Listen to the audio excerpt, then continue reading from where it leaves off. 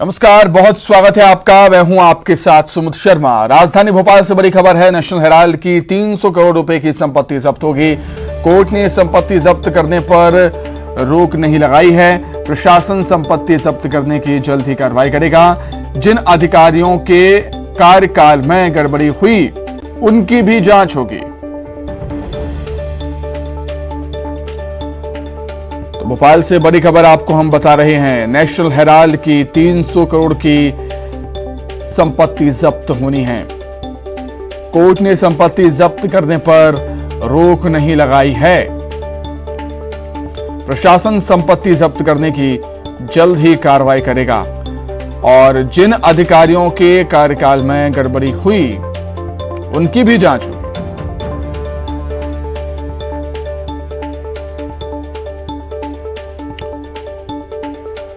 ज्यादा जानकारी के लिए सीधे राजधानी भोपाल का रुख कर लेते हैं। मनोज राठौर हमारे साथ जुड़ गए हैं। मनोज, नेशनल हेराल्ड की जो संपत्ति है वो तो जब्त होगी ही, लेकिन जिन अधिकारियों के कार्यकाल में ये गड़बड़ी हुई वो भी जद में आएंगे।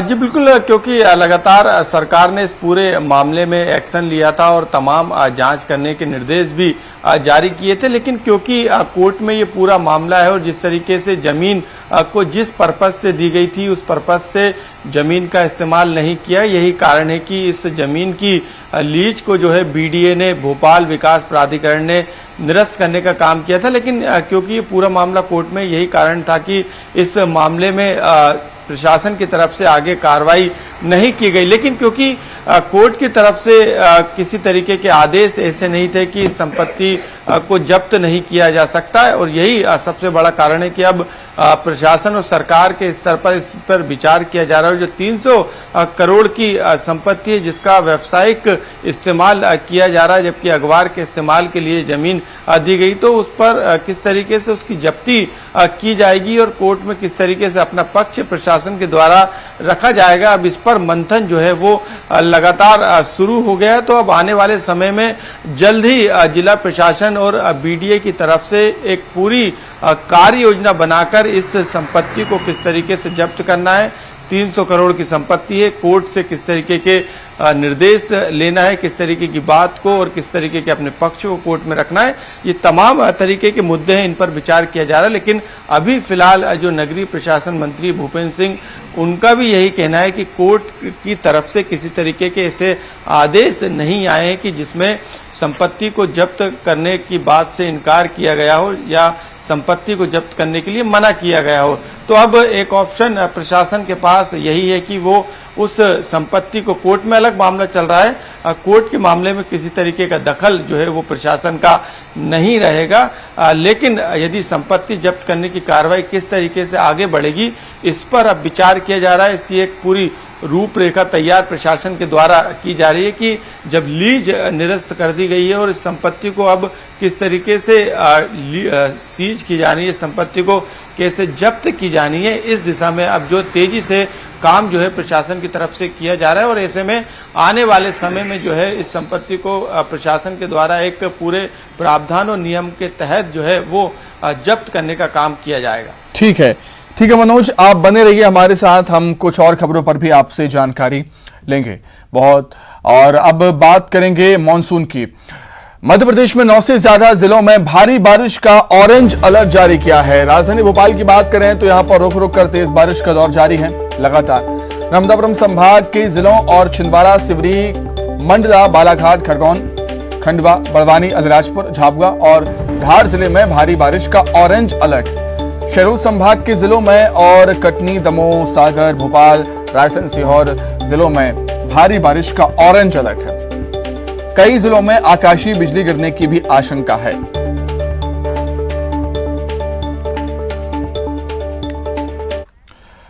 अगर इंदौर की बात करें, इंदौर में अभी मूसलाधार बारिश के चलते सड़कें नाला बन गई हैं, सड़कें दरिया में तब्दील हो गई हैं। सुदामा नगर, फूटी कोठी क्षेत्रों में भारी जल जमाव के हालात बन गए। भारी बारिश के बाद सैलाब में पानी के तेज बहाव में कार बह गई। तो इंदौर में भी मूसलाधार बारिश का दौर लगातार जारी है। तस्वीरें आप देख सकते हैं कैसे सड़कें दरिया में तब्दील हो गई हैं। काफी तेज बहाव से पानी सड़कों पर बह रहा है, लोगों के घरों में पानी घुस गया है और वाहन भी, देखिए कार भी यहां पर बहती हुई नजर आई है पानी के तेज बहाव में।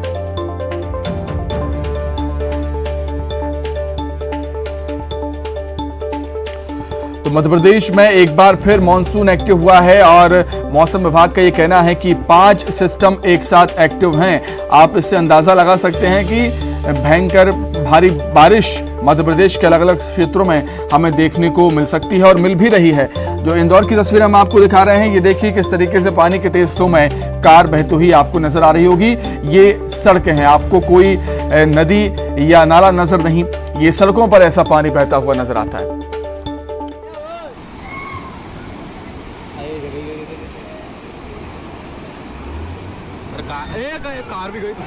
तो अलग अलग जगहों से हमारे सहयोगी जुड़ गए हैं। इस समय राजधानी भोपाल से मनोज जुड़े हुए हैं और इंदौर से विकास जुड़े हुए हैं। मनोज, सबसे पहले आपका ही रुख करना चाहूंगा मैं। मध्य प्रदेश में एक बार फिर से मानसून एक्टिव हुआ है और मौसम विभाग का ही कहना है कि 5 सिस्टम एक साथ एक्टिव हैं। कहीं पर ऑरेंज तो कहीं पर येलो अलर्ट जारी किया है मौसम विभाग ने।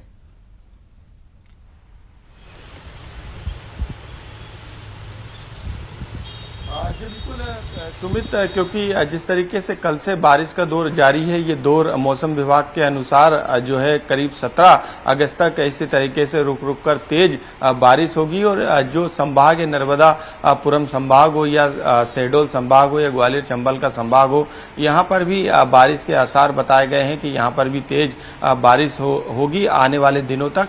तो ऐसे में लगातार जो मौसम विभाग ने जो सिस्टम की बात की, मध्य प्रदेश से लेकर बंगाल की खाड़ी तक करीब 5 सिस्टम इस समय एक्टिव है और जो ट्रफ लाइन जो बन रही है, वो ट्रफ लाइन कहीं ना कहीं मध्य प्रदेश में नमी को लेकर मानसून को सक्रिय लगातार कर रही है। यही कारण है कि इन सिस्टम की वजह से लगातार जो तेज बारिश का दौर है वो जारी है। हालांकि बारिश रुक रुक कर जरूर आ रही, लेकिन लगातार बारिश होने से नदी नाले जो हैं राजधानी भोपाल में भी उफान पे हैं। तमाम डैम के गेट फिर से खोलने को प्रशासन मजबूर हो गया क्योंकि तेज बारिश के कारण जो डैम है वो लबालब भर गए। भोपाल की बात करें तो भोपाल में करीब 2 इंच, यानी आज की बारिश को मिलाएं तो 1.5 इंच बारिश जो है वो होना कोटे की बाकी, यानी 1.5 इंच बारिश होती है 2-4 दिन में, तो पिछले साल की तुलना में बारिश का कोटा पूरा हो जाएगा। लेकिन इस बार मौसम विभाग बता रहा है कि तेज बारिश और लगातार मानसून की सक्रियता की वजह से आने वाले दिनों में जो बारिश का जो कोटा है उससे ज्यादा बारिश जो है वो भोपाल में दर्ज की जाएगी। तो इस साल जो है बारिश और जो मानसून का जो सिस्टम है वो लगातार सक्रिय होने की वजह से बारिश भी ज्यादा पिछले साल की तुलना में दर्ज की जा रही है। तो पर्याप्त पानी की व्यवस्था जो है वो पूरे मध्य प्रदेश में हो जाएगी। लेकिन ज्यादा बारिश से भी कहीं ना कहीं जनजीवन प्रभावित लगातार हो रहा है। निचली बस्तियों में पानी भरा रहा है। जो लगातार दिनचर्या के जो कामकाज है उनमें जरूर दिक्कत आ रही है, लेकिन बारिश के कारण जो है लगातार नदी नाले इस समय उफान पे हैं। कई जगहों पर एसडीआरएफ की टीमों को तैनात किया गया है, खास तौर से उन जल भराव वाले इलाकों में जहां पर लगातार बाढ़ जैसे हालात और खतरे के निशान पे तमाम जल स्रोत रहते हैं। तो एसडीआरएफ और प्रशासन जरूर अलर्ट है, लेकिन मौसम विभाग ने 17 अगस्त तक इसी तरीके से तेज बारिश के सिलसिले की संभावना जताई है और इसके पीछे बताया जा रहा है कि जो 5 सिस्टम सक्रिय हैं उनकी सक्रियता लगातार आगे भी बढ़ती रहेगी। जो ट्रफ लाइन बंगाल की खाड़ी से मध्य प्रदेश की तरफ बनी है उसी के कारण सिस्टम में नमी आई है और यही सबसे बड़ी वजह है कि बारिश का दौर इसी तरीके से आगे भी रुक रुक कर जारी रहेगा। बिल्कुल बिल्कुल ठीक बात है ये कि बारिश होना अच्छा है, लेकिन जब बारिश जरूरत से ज्यादा होती है तो परेशानियां लेकर आती है। विकास, आपके पास आना चाहूंगा। मालवा निमाड़ भी मूसलाधार बारिश से अछूता नहीं है, क्या कुछ हालात वहां पर?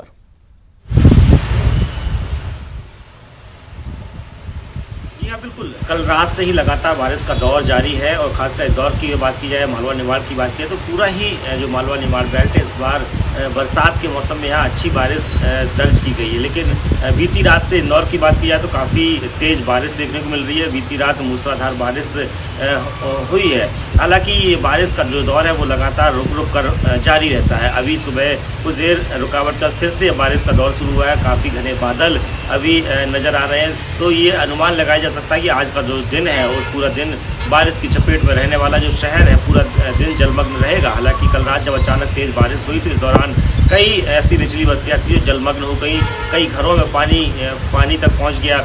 लेकिन जो जनप्रतिनिधि हैं महापौर पुष्पमित्र भार्गव वो तत्काल सड़कों पर नजर आए अपने अमले के साथ और अधिकारियों को निर्देश दिए कि जितनी जल्द से जल्द हो सके जल निकासी की व्यवस्था दुरुस्त कर ली जाए। हालांकि ये जल निकासी की व्यवस्था पूरे साल ऐसे निर्देश दिए जाते हैं, लेकिन अक्सर जब जल जमाव की स्थिति होती है तो फिर से ये कड़े निर्देश दे दिए जाते हैं। तो कल रात भी ऐसा ही कुछ आलम देखने को मिला। हालांकि अब कुछ देर सुबह बारिश का दौर थमा रहा। सड़कों पर जो जमा हुआ पानी था वो उसकी जल निकासी हो चुकी है, लेकिन एक बार फिर से बारिश का दौर सुबह से शुरू हुआ है। इस दौरान स्कूल के आने जाने वाले जो वाहन है वो गुत्थम गुत्था हो रहा है। सड़कों पर जो यातायात की व्यवस्था है वो कहीं ना कहीं चरमराई है, चूँकि सड़कों पर आज यातायात का दबाव बहुत ज़्यादा देखने को मिलेगा। बारिश का जो हाल नज़र आता है उससे यही प्रतीत होता है कि दिन भर बारिश का दौर जारी रहेगा। तो अब ये देखना होगा कि जिस प्रकार से कल कड़े निर्देश महापौर की तरफ से दिए गए थे, निगम अमले को निर्देशित किया गया था, तो अब दिन भर जल जमाव जल निकासी के क्या हालात रहते हैं ये जरूर देखने का विषय रहेगा। लेकिन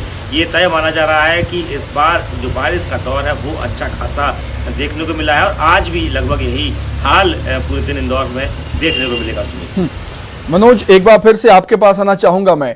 एक साथ कई सिस्टम एक्टिव हैं प्रदेश में, यही वजह है कि भारी बारिश का दौर एक बार फिर हमें देखने को मिल रहा है। लेकिन बात करूंगा मैं बारिश की ही। हर साल बारिश आती है, सरकार प्रशासन ये दावे करती है कि बारिश की तैयारियां पूरी हैं, लेकिन तस्वीरें वहीं होती है। कहीं पर पुल टूट गए हैं, कहीं पर सड़कें लबालब हैं, कहीं अस्पतालों में पानी भर गया है, कहीं स्कूल में पानी भर गया है। हालात जस के तस रहते हैं, दावों की पोल खुलती है, हमेशा नजर आती है हर साल ही।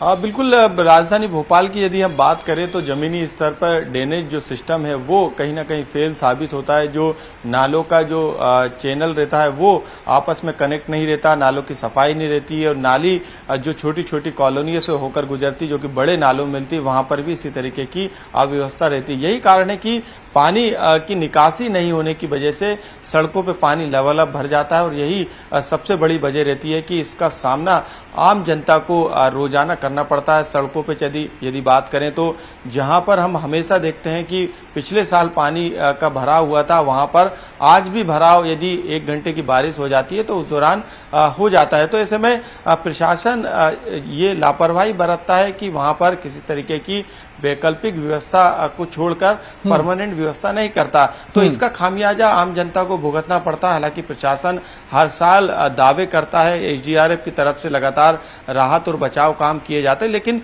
क्यों नहीं वहां पे परमानेंट व्यवस्था की जाती ताकि बारिश के दौरान वहां पर दिक्कत ना हो, जल भराव ना हो। बिल्कुल मनोज, सवाल यही उठता है कि हर साल ऐसी तस्वीरें हमें क्यों देखने को मिलती हैं। बहुत धन्यवाद मनोज आपका, और विकास साहब का भी बहुत शुक्रिया। आगे बढ़ेंगे, जबलपुर से बड़ी खबर है। सियासी उठापटक के बीच नई नगर सरकार का आज पहला सम्मेलन है। शहर के 79 वार्ड के पार्षद चुनेंगे नगर निगम का अध्यक्ष। अपील समिति का भी चुनाव होगा। तोड़फोड़ की रणनीति से बचने के लिए बहुमत होने के बाद भी बीजेपी ने अपने पार्षदों की बाड़ेबंदी की। शहर के आलीशान होटल में बीजेपी के 44 पार्षदों के अध्यक्ष चुनाव में बहुमत के लिए चाहिए 40 वोट। सुबह 10:30 बजे से निगम परिसर में सम्मेलन शुरू हो जाएगा।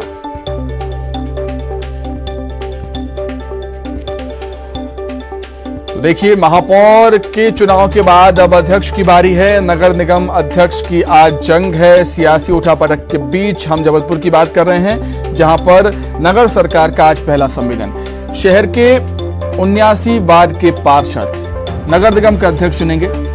अपील समिति का भी चुनाव होगा और जोड़ तोड़ की तोड़फोड़ की रणनीति राजनीति से बचने के लिए बहुमत होने के बाद भी बीजेपी फूंक फूंक कर कदम रख रही है। यहां पर बीजेपी ने अपने पार्षदों की बाड़ेबंदी कर दी है। शहर के एक आलीशान होटल में बीजेपी के 44 पार्षद रुके हुए हैं।